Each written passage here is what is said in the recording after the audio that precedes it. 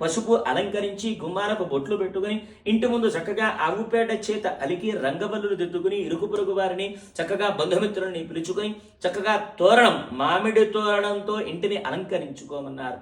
ఇంటికి ఈశాన్య భాగంలో ఒక మంటపాన్ని ఏర్పాటు చేయమన్నారు.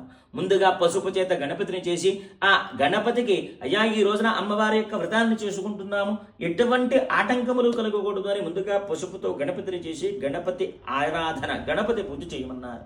ఆ తదుపరి ఆ అమ్మవారి యొక్క ప్రతిమా శోధన, ఆ అమ్మవారి యొక్క మూర్తిని ఆవాహన చేసుకుని పంచామృతములతో ఆ అమ్మవారికి చక్కగా పంచసూక్తములతో శ్రీసూక్తముతో ఆ అమ్మవారికి అభిషేకించి అందు ఒక మంటపాన్ని ఏర్పాటు చేయమన్నారు.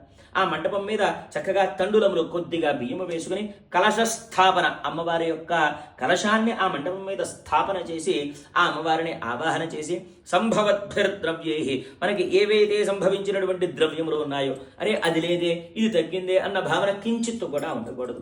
సంభవద్భి ఉపచారై, మనకు తెలిసినటువంటి ఉపచారములు చక్కగా అమ్మవారిని ఆవాహన చేసుకోవటం, ఆసనము పాద్యము అర్ఘ్యము ఆచమనము శుద్ధోదకము పంచామృతము వస్త్ర యజ్ఞోపవీత ఆభరణ గంధ పుష్ప అక్షత ధూప దీప నైవేద్య తాంబూల నీరాజన మంత్రపుష్పములుగా కలిగినటువంటి 16 ఉపచారములతో అమ్మవారికి అర్చన చేయమన్నారు.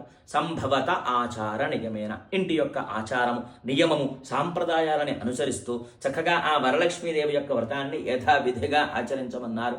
9 పోగులతో 9 ముళ్ళుగా కలిగినటువంటి నవతంతు ఆ తోరాలను ఆవాహన చేసుకుని తోరగ్రంథి పూజ చేయమన్నారు.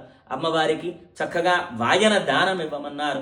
ఆ వాయన దానంలో చక్కగా శనగలు లేదా ఇంటి సాంప్రదాయాన్ని అనుసరించుకొని అపూపములు పూర్ణములు కానీ గారెలు కానీ ఏదైనా సరే ఇంటి సాంప్రదాయము ఇంటి ఆచారాన్ని అనుసరించుకొని అమ్మవారికి వాయన దానం ఇచ్చుకోవటం, ఒక ముత్తైదువుని పిలుచుకొని ఆ ముత్తైదువుయే సాక్షాత్తు వరలక్ష్మీదేవిగా భావన చేసి ఆవిడికి చక్కగా కాళ్ళకు పసుపు రాసి బొట్టు పెట్టి అలంకరించి ఆవిడికి చక్కగా తాంబూల దక్షిణలు ఇచ్చుకుని ఆ ముత్తైదువుయే అమ్మవారి స్వరూపంగా భావన చేసి ఆవిడ యొక్క ఆశీర్వచనాన్ని పొందాలి అని, అట్లాగే ఒక బ్రాహ్మణుడిని పిలిచి ఆ బ్రాహ్మణుడికి కూడా వాయుని దానం ఇచ్చి ఆ అమ్మవారి యొక్క వ్రతాన్ని భక్తి ప్రపత్తులతో ఆచరించి ఆ వరలక్ష్మీదేవి యొక్క పరిపూర్ణ అనుగ్రహాన్ని పొందవమ్మా అని ఆ వరలక్ష్మీదేవి స్వప్నము యందు చారుమతీదేవికి ప్రత్యక్షమై ఈ వృత్తాంతమంతా చెప్పింది.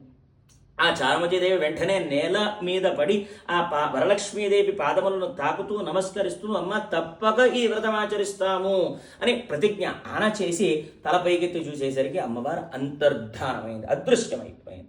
ఎప్పుడైతే అమ్మవారు అంతర్ధానమైందో అప్పుడు ఉలిక్కిపడి లేచింది ఈ చారుమతీదేవి.